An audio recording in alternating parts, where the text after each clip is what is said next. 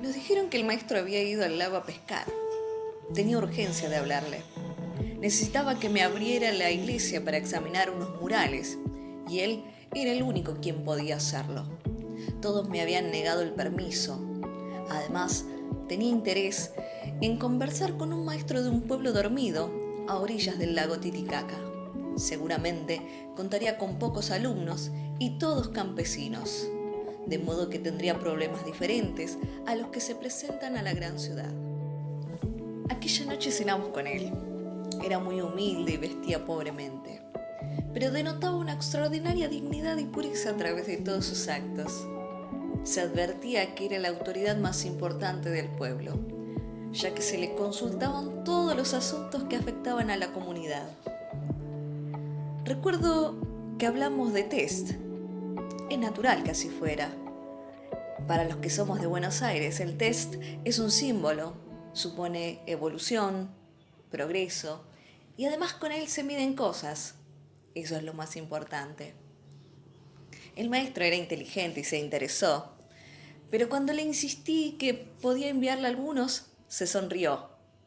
Comprendí que su interés no llegaba a tanto. Me dijo, entre otras cosas, que no tenía problemas de disciplina, ni de carácter con sus alumnos. Un fuerte lazo afectivo los ligaba a todos. Un día las autoridades lo habían trasladado y los alumnos lo fueron a buscar en un camión. Eso nos agrada y lo entendemos. En estos casos solemos decir que un maestro es un apóstol de la ciencia y de la cultura, especialmente en ese lugar tan inhóspito, aunque no nos parezca tan conveniente su indiferencia ante los test. Sin embargo, este maestro tenía algo más. Al fin y al cabo, ser un maestro no significa solo conocer la ciencia y la cultura. Esto sería demasiado pobre, y más si únicamente se dedicara a aplicar test. Había otra cosa detrás de él, y pensé que sería el lago. Veamos por qué. Este lago siempre estuvo cargado de misterios. Todo lo que se lee sobre él es extraño. No solo fue el lago sagrado de las culturas antiguas, sino que aún hoy en día se le atribuye un sinfín de cosas, quizás un poco exageradas para un simple fenómeno geográfico. Pero aún así es sugestivo. ¿Qué pensar sino de un lago situado a 4.000 metros de altura, llevado ahí por el plegamiento de los Andes, con un ancho igual a la distancia que existe entre Buenos Aires y La Plata, y un largo 3 veces mayor? Mi encuentro con el lago fue paulatino. El primer contacto ocurrió en el barco que une las ciudades de Huaquí y Puno. Era de noche y se escuchaba el chapoteo de las olas en la quilla. A lo lejos, sobre una lejana costa, los chiporroteos de los relámpagos daban un aire de leyenda. El lago se mezclaba con los antiguos dioses, Chuquilla y Mamacocha, el rayo y el mar. La segunda vez fue a la vuelta, cuando viajaba desde Puno en un camión hasta Copacabana. Recuerdo que un paceño me hablaba entusiasmado del tango, cuando en un recodo del camino, en Chucuito, un pueblo de hechiceros, de pronto apareció el lago inmenso como un mar. La tercera vez fue cuando cruzaba la frontera entre Yunguyo y Copacabana. Aquella noche llegamos tarde y habían cerrado la frontera a los camiones.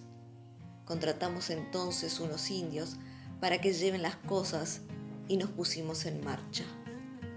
Era una noche cerrada y nos detuvimos a descansar. Cerca nuestro brillaban tenuemente las aguas del lago y el paraje daba un poco de miedo. Hice una alusión a la posible aparición de Chuquichinchay, un felino legendario que llevaba en la frente una piedra luminosa. Ni bien pronuncié este nombre, uno de los indios tomó apresuradamente un bulto y corrió. Se había asustado. La leyenda vivía aún en su alma. el lago y Chiquinquirá eran en su mente la misma cosa. Todavía, hoy en día, en Chucuito, los hechiceros suelen armar un altar para sus ritos, según parece para favorecer la casa. Finalmente pude enfrentar el lago en Copacabana, para examinarlo de cerca y dialogar con él, como se suele hacer con las grandes cosas. Chapoteé en sus aguas. En el fondo se veían piedras relativamente grandes, cubiertas de plantas marinas. Sobre los bordes, un pequeño terraplén de arenas gruesas, y luego su extensión. No sé qué terrible e inconmovible significado trasuntaba. Algo así como la de un inmenso dinosaurio petrificado en esa altura. Hoy en día ese lago es aún fuente de extrañas leyendas. Una mujer en Perú me había relatado que su novio, un gringo, como se le suele llamar a los rubios, cruzaba el lago en una lancha por razones de trabajo. Nunca más lo vio. Se dijo que había caído al agua y hubo quien suponía que lo habían empujado los indios. Estos necesitaban una ofrenda para la cosecha y el lago nunca devuelve sus muertos. Además, es el lago de las ciudades sumergidas. El barco que une a Puno con Huaquí había rozado algunas ruinas. Sin ir más lejos, Tihuacano, esa extraña ciudad cerca de sus orillas, totalmente en ruinas, se dice que fue súbitamente abandonada por sus habitantes a causa de un catastrófico desborde del lago, según supone un arqueólogo boliviano. Una parte de las decoraciones de la famosa Puerta del Sol quedaron inconclusas, y se ha comprobado que una capa de sedimentos marinos cubre la zona. Indudablemente el lago Titicaca, además de ser un fenómeno geográfico, es un símbolo, una especie de monstruo que devora hombres y ciudades, que no obstante su quietud se embravece prodigiosamente cuando sopla el viento y que sin embargo alimenta a sus hijos con peces. Todo eso junto hace un personaje. Pero ¿dónde termina la mente de uno y dónde comienzan las cosas? Por ejemplo, compro un jarrón porque me gusta. En cierto modo ya pertenece a mi vida. Pero salgo del negocio y se me rompe. Me aflijo. ¿Qué lamento entonces? ¿La simple rotura del jarrón? Esto es lo que digo a todos. Pero en el fondo se ha estrellado contra el suelo un pedazo de mí misma. Nuestra vida se desparrama misteriosamente entre las cosas. Y si eso decimos del jarrón, ¿qué no diremos del lago Titicaca? ¿Qué gran pedazo de vida tenemos que desparrama en él para incorporarlo a nuestra alma? El lago es un símbolo para el boliviano, lo mismo que la pampa lo es para nosotros, los argentinos. ¿Símbolos de qué? Pues de la parte más profunda de nuestra alma y precisamente de algo inconfesable. Si algún día dijéramos lo que llevamos muy adentro del alma, eso mismo sería tan tremendo como el lago o como la pampa. Lago y pampa son la base. Si nos sacaran esa base nos sentiríamos como esos astronautas que han perdido la gravedad. Ya no habría ni arriba ni abajo. Seríamos una simple máquina que flota en el espacio. ¿Y por qué ir tan lejos? La vereda de nuestra casa, la calle, las casas de los vecinos, el paso a nivel cercano, la avenida a 2 cuadras, también son trozos de nuestra intimidad. Vivimos siempre metidos en un paisaje, aunque no lo querramos.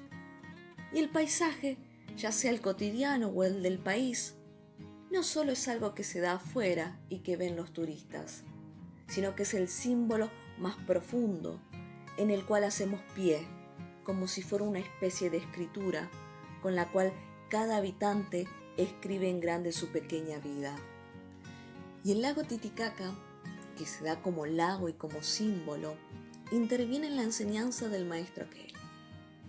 Algún día, este maestro tendrá que enseñar el teorema de Pitágoras. ¿Para qué? ¿Para enseñar otra cosa más? ¿O para redondear eso que sus alumnos ya saben del lago? eso que necesitan para vivir junto a Él.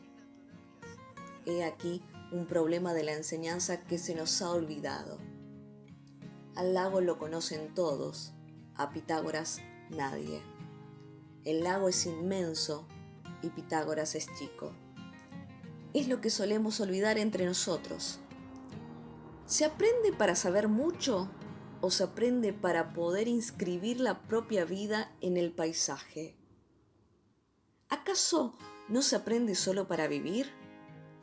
¿Y por qué insistir en enseñar algo más que eso que llevamos en lo más hondo del alma? Eso que se da como lago o como pampa afuera.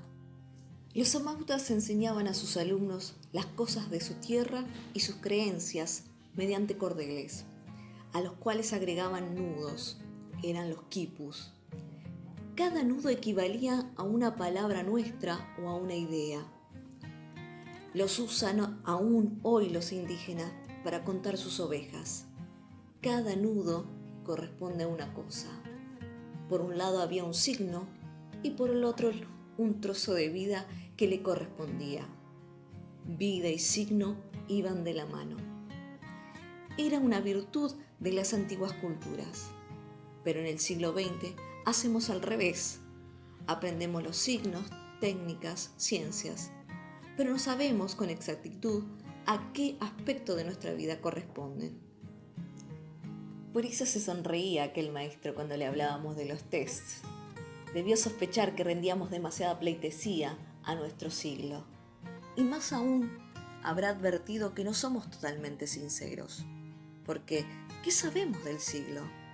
Apenas si compramos a escondidas algún manual de divulgación o un diccionario para ponernos al tanto. Luego lo colocamos en la biblioteca y nos olvidamos. De vez en cuando solemos hojearlos, solo para ver la ortografía de alguna palabra y nada más. Ahí se acabó el siglo. ¿Y no hace lo mismo el científico que pertenece a una sociedad internacional? Es que tenemos una psicosis del siglo cuyo síntoma evidente es el cohete. Desde que se inventaron estos artefactos, todos piensan evadirse de donde sea, del lago o de la pampa. Pero en el cohete nunca habrá lugar para todos. Pero debe ser tan fácil construirlos, ¿verdad? Mucho más fácil que hacerlo del maestro aquel, redondear la vida de sus alumnos simplemente con lo que necesitaban para continuar junto al lago. Esto último nos cuesta mucho más que construir un artefacto. Qué paradoja, ¿no?